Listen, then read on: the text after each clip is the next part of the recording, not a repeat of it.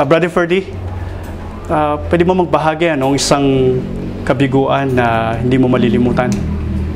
Siguro yung kabiguan na hindi ko makakalimutan yung time na malakas pa yung lola ko nung niniwan ko sa province nung after ng graduation na high school, tumira na kami sa Maynila.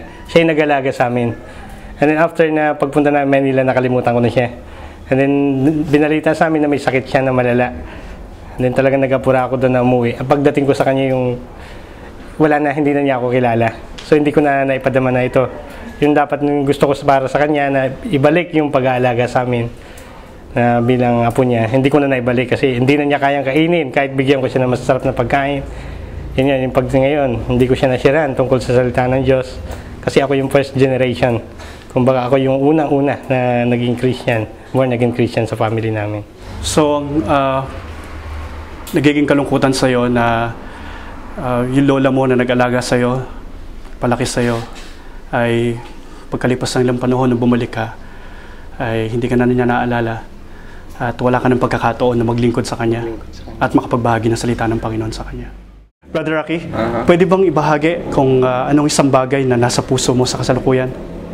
Ang laman talaga ng puso ko ngayon ay kung paano ko maipapaintindi sa bawat member ng church namin na kung gaano kahalaga yung church planting, tapos kung paano rin sila makakapag take into action, either sila yung nasa field or sila yung through prayers or kung whatever resources na meron sila. Salamat, Brother Rocky. So, nagnanais ka na madala ang kongregasyon na sila ay maging kabahagi at talagang umaksyon sa church planting. Salamat po. So, yan po ang maigsing pagpapakita ng active listening.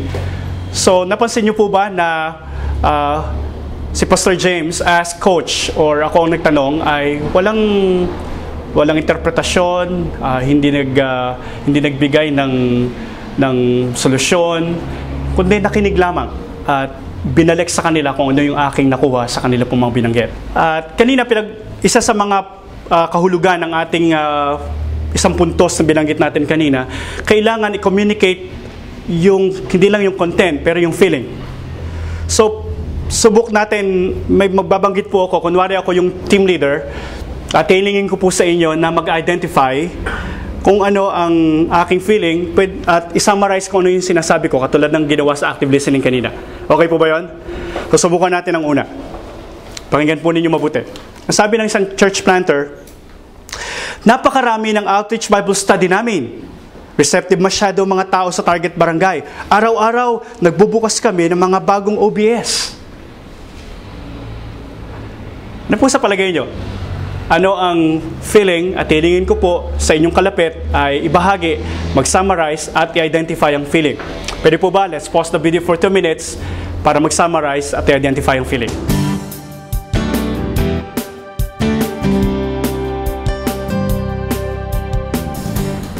Subukan po natin ito.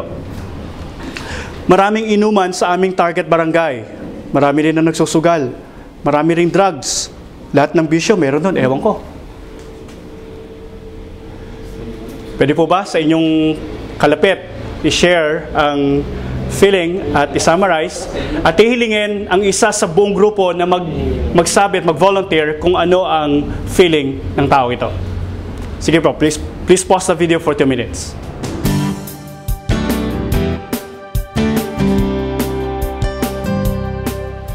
So mahalaga kasi posible na yung isang napakinggan natin, posible maraming mga emotions at feelings na involved. Kaya dapat as coaches ay i-identify talaga para accurate ang understanding natin at naintindihan natin yung kalagayan ng ating church planter.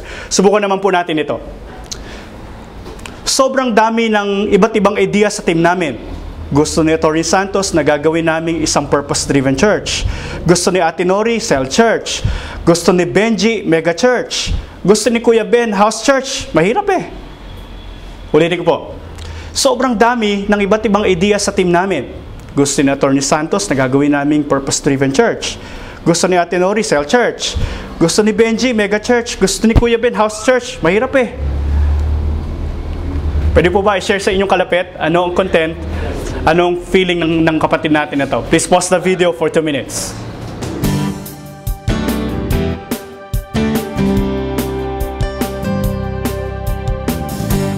Mukhang nakuha nyo. Naguguluhan yata ang kapatid natin na to.